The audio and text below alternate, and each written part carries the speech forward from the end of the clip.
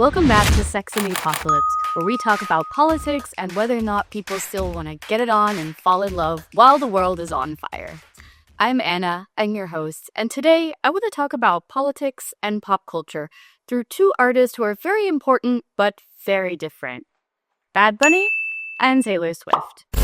And yes, I already know I'm about to rile up the Swifties. Hold on.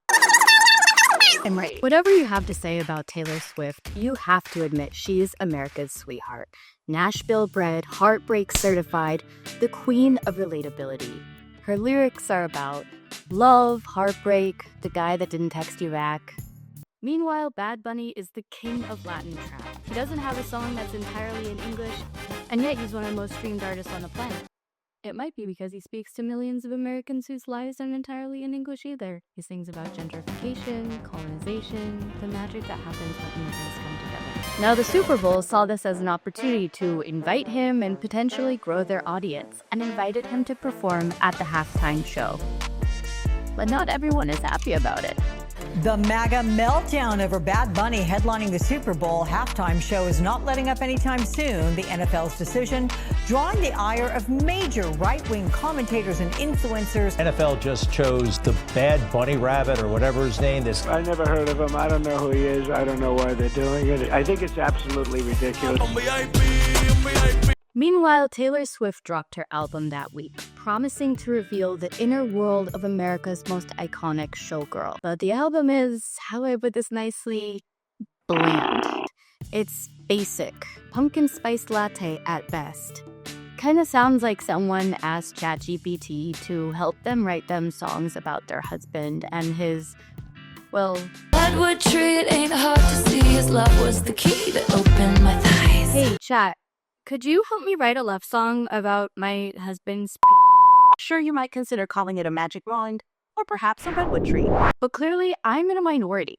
Her album has sold a record 3.4 million copies in a week, raking in millions, if not billions of dollars.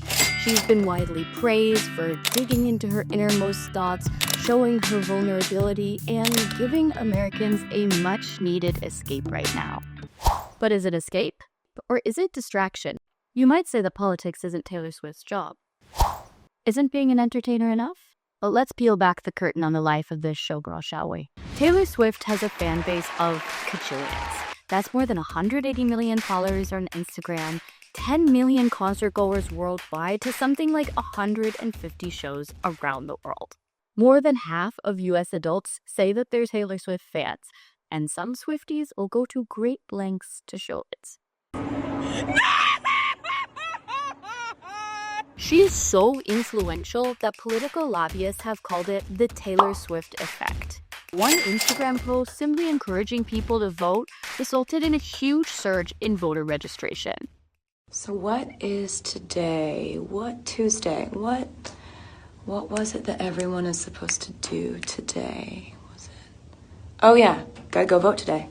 Now that is the kind of political influence that most politicians would kill for. Donald Trump knew it. MAGA tried to deepfake her image for their campaign, but she clapped back. But for the most part, she stays out of politics. But meanwhile, Bad Bunny doesn't have this privilege. He's being slammed simply for singing in Spanish.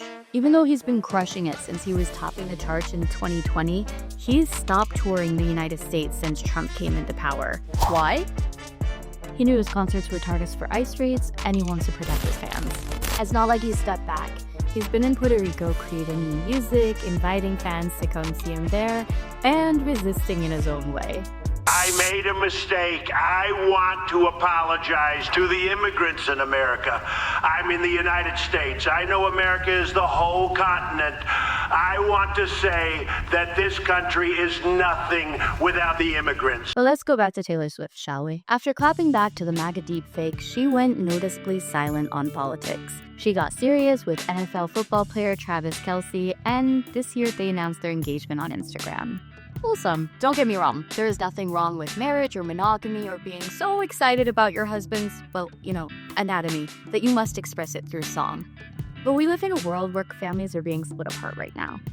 The political establishment is ganging up on artists simply for singing in Spanish. Dropping an album like Life of a Showgirl in the middle of an authoritarian crackdown plays into a long tradition of using the glitz and the glam of showbiz to distract from major human rights abuses. Even if the point of the album is finding love and happily ever after, and your best art is really about family values, it reads like a distraction. Taylor Swift wants you to think of her as your high school English teacher, but really she's a puppet whose strings are being pulled by the powers that be.